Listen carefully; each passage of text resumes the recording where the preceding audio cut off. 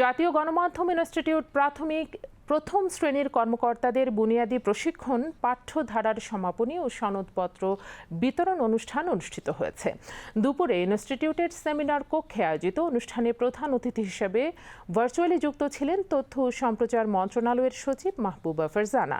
প্রশিক্ষণার্থীদের অভিনন্দন জানিয়ে তিনি বলেন, সরকারি কর্মকর্তাদের দক্ষতা, পেশাদারিত্ব ও কর্মদক্ষতা বৃদ্ধিতে বুনিয়াদী প্রশিক্ষণ গুরুত্বপূর্ণ ভূমিকা রাখে।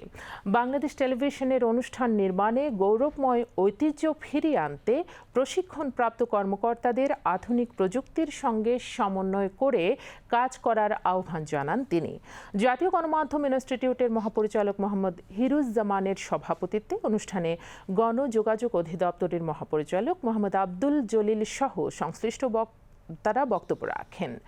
পরে প্রশিক্ষণের বিভিন্ন ক্ষেত্রে কৃতিত্বপূর্ণ অবদানের জন্য প্রশিক্ষণার্থীদের মাঝে ক্রেস্ট ও সনদপত্র বিতরণ করা হয়। প্রায় ২.৫ মাস ব্যাপী এই প্রশিক্ষণে বাংলাদেশ টেলিভিশনের ২১ জন সহ মোট ২৩ জন কর্মকর্তা অংশগ্রহণ করেন।